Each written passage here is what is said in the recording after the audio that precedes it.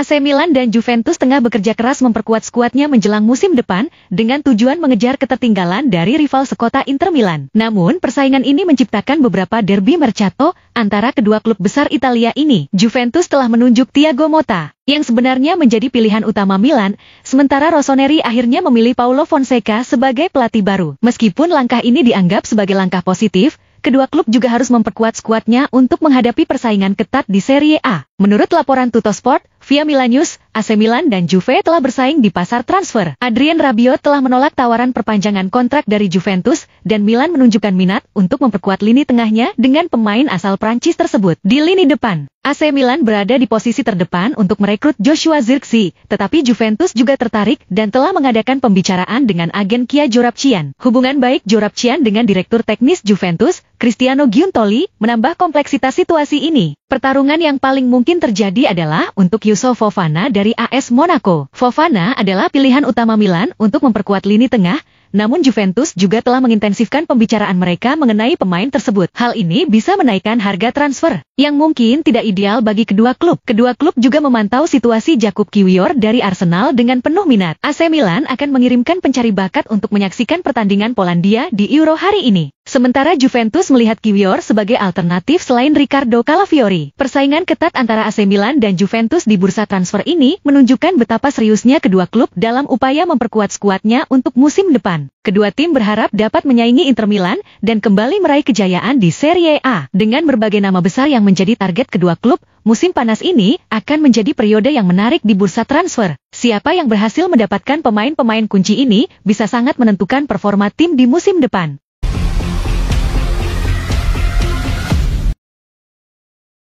Terkuak, tujuan Oaktree untuk Inter sudah mulai terbaca. Presiden Inter Milan, Beppe Marotta mengungkapkan rencana dan kebijakan Nerazzurri di bawah Oaktree Capital.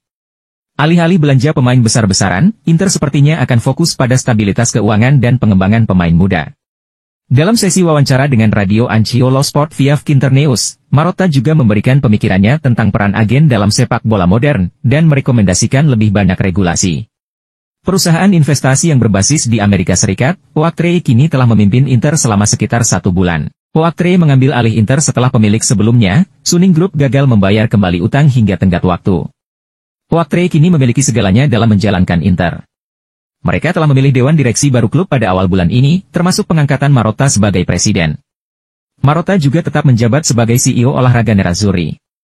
Saat ini, ada 10 pemilik asing di Serie A, ujarnya. Tidak ada lagi klub dengan kepemilikan, patronase, maksudnya adalah pengusaha seperti Massimo Moratti dan Silvio Berlusconi yang mendanai klub-klub besar di sepak bola Italia. Dan syukurlah kita mendapat aliran modal asing, karena kalau tidak, klub-klub akan mulai menjadi kurang kompetitif. Jelas, investor seperti Oaktree menunjukkan keinginan untuk menjaga kesinambungan dan stabilitas dalam pengelolaan klub. Marotta kemudian mengungkapkan kebijakan Inter di bawah kendali Oaktree. Tidak ada belanja gila-gilaan, tapi ia bertujuan untuk mendapatkan yang terbaik dari pemain muda. Marotta juga memberikan pendapatnya mengenai kenaikan biaya agen di sepak bola. Musim lalu, klub menghabiskan 1 miliar euro untuk komisi agen. Saya memahami dan menghormati profesi ini. Tetapi kita sering melihat situasi yang tidak begitu jelas. Oleh karena itu, mereka harus diatur. Tidak peduli seberapa besar para profesional ini menjadi bagian dari sepak bola. Napoli dan Vichak Kvaratskhelia terlibat perang dingin. Napoli dan pemain bintangnya, Vichak Kvaratskhelia, baru-baru ini terlibat dalam perang kata-kata di depan publik terkait masa depan sang penyerang. Pemain timnas Georgia itu yang saat ini berada di Euro 2024 bersama negaranya, sangat ingin meninggalkan klub setelah Partenope gagal mempertahankan gelar juara Serie A, dengan hanya finish di peringkat 10. Napoli telah berusaha keras untuk mempertahankan Kvaratskhelia, bahkan mereka dikabarkan telah menolak tawaran fantastis sebesar 100 juta euro dari Paris Saint-Germain untuk sang penyerang. Musim lalu menjadi kelabu bagi seorang Kvaratskhelia selain gagal mengantarkan Napoli berprestasi. Sang pemain hanya mampu mengemas 11 gol di Serie A, hal itu justru berbanding terbalik di musim sebelumnya yakni 14 gol serta 17 assist. Agen Kvaratskhelia, Mamuka Jugli, mengatakan saat ini ia bersama kliennya fokus berlaga di Euro 2024. Namun, ia menegaskan masa depan Kvara di Naples tampaknya akan berakhir. Kami ingin meninggalkan Napoli, tetapi sekarang kami semua menunggu Euro 2024, kata Jugli.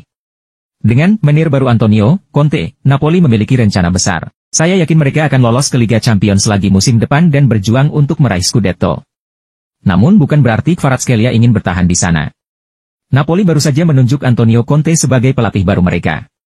Mantan juru taktik Juventus dan Inter Milan ini telah menandatangani kontrak 3 tahun dengan Partenopei.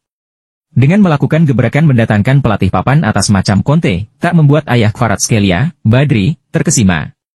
Ia meyakini anaknya akan hengkang setelah gelaran Euro 2024 selesai. Saya tidak ingin anak saya bertahan di Napoli. Mereka mengganti 3 pelatih musim lalu, dan sulit untuk bermain dalam situasi yang sama, kata Badri. Tujuan kami adalah bergabung dengan tim yang bermain di Liga Champions. Hal terburuknya adalah jika dia tetap di sini, Vicha akan kehilangan 1 tahun karena itu, kami khawatir.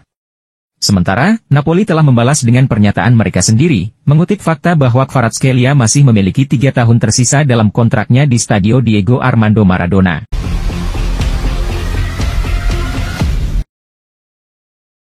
La Viola Fiorentina beserta Atalanta ikut perburuan mendapatkan tanda tangan Tessmann.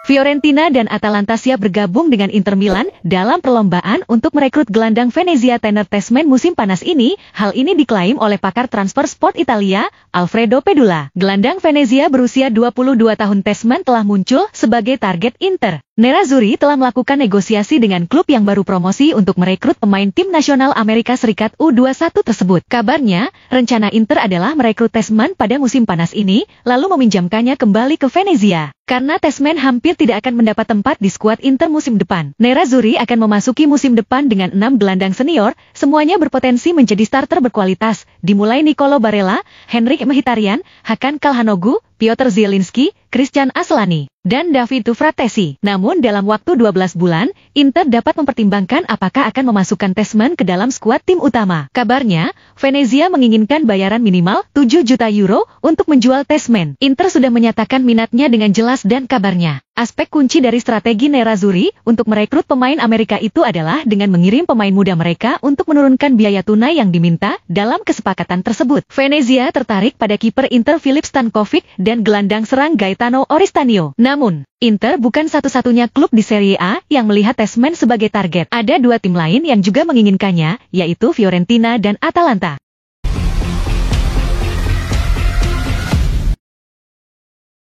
Resmi, AC Milan resmi jual De Ketelaere.